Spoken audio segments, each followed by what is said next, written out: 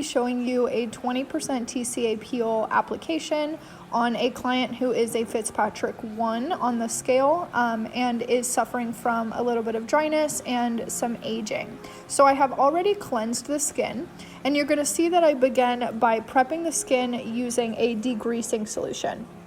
A degreasing solution is something that has a high alcohol content, and it basically strips the skin of excess oil, dirt, and sebum, anything that they've built up throughout the day that may prohibit the chemical peel from really sinking down to the right depth. We're going to want to remove all of that very gently.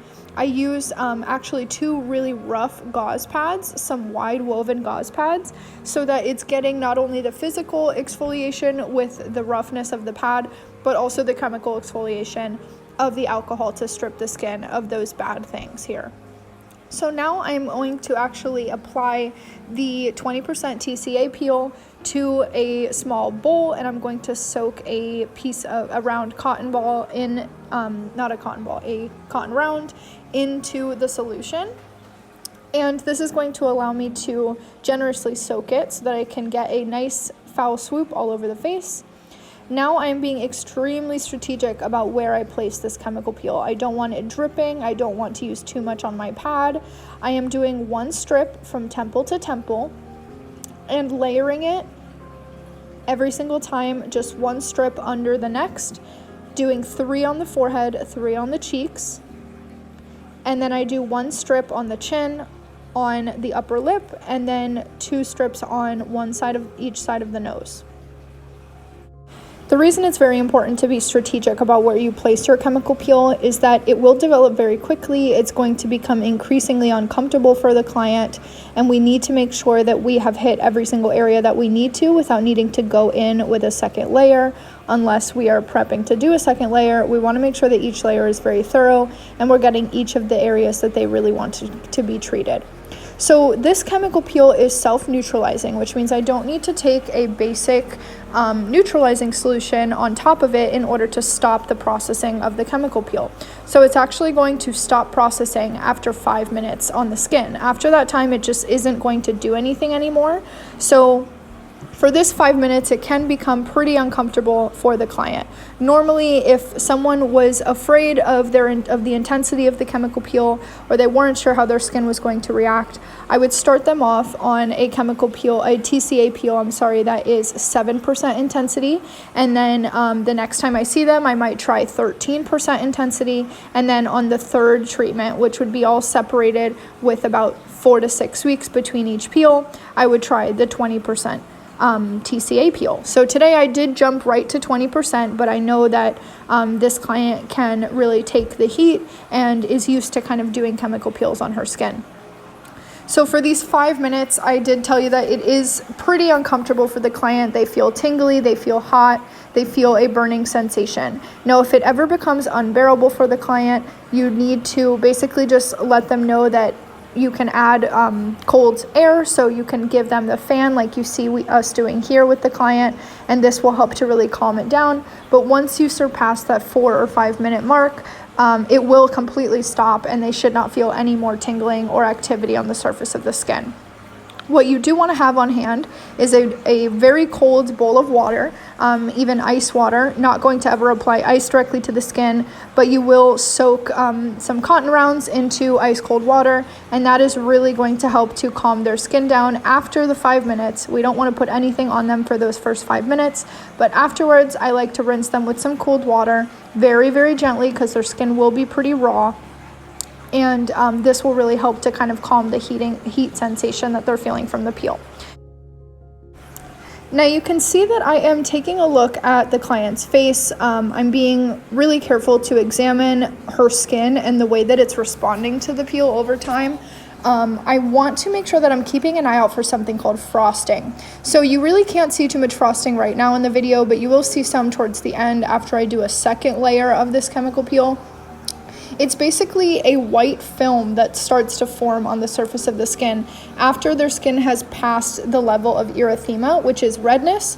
This is basically telling us that that area of the skin has had its full response to the chemical peel, and it definitely does not need to be burned anymore. So I would normally stay completely away from anything that has already frosted after the first layer with my second layer of TCA. I definitely do not need to go over those areas. It means that the skin is more sensitive in that area for one reason or another. It can mean that they have a little bit too much hyperpigmentation in that region, or their skin is just thin, or they have a rough patch. Things like that tend to react very, very quickly to the peel. So you want to keep an eye out for frosting and never ever layer another layer of the peel over top of frosting.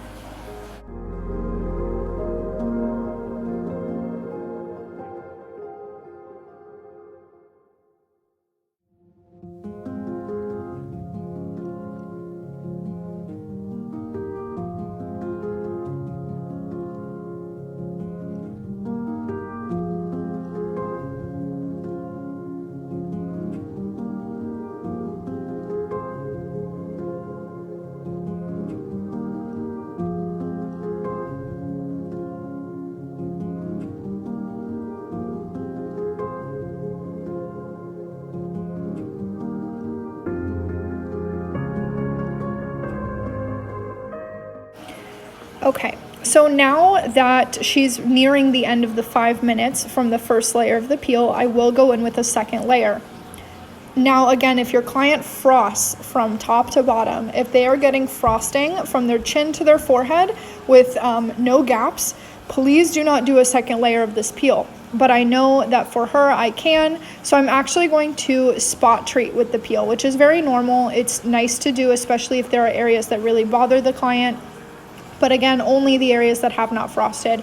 So I'm only applying a second layer in the areas that have not already developed and kind of come to a sensitizing. This is going to help to further peel them, and you will see far more frosting happen after I've done this step. And she will sit the full 5 minutes after this, and then I will calm her skin down with the ice water, and she will be all done.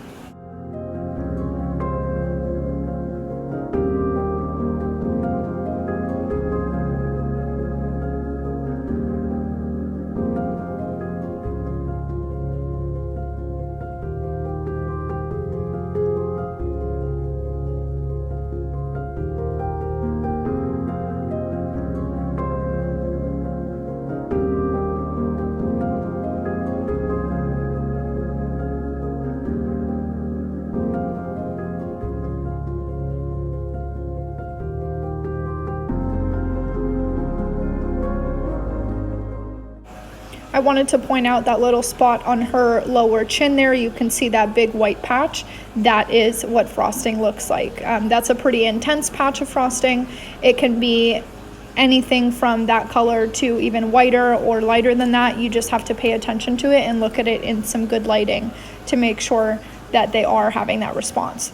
But I don't want you guys to look for frosting every single time to tell you whether or not the peel is working. Some people will not frost, and that does not mean that you need to keep layering layer after layer of TCA in order to get that response. That's not necessary at all, and it can definitely overstimulate their skin.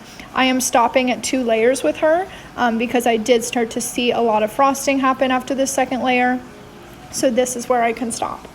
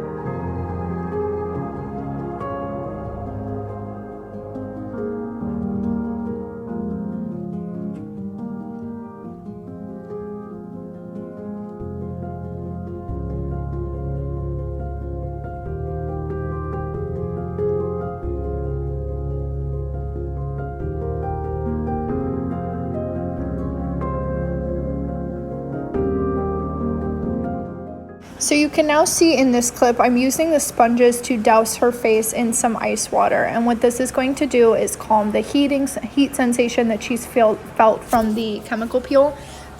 It will feel very raw. The skin will feel very raw, like a very intense sunburn. So please be extremely gentle with this step.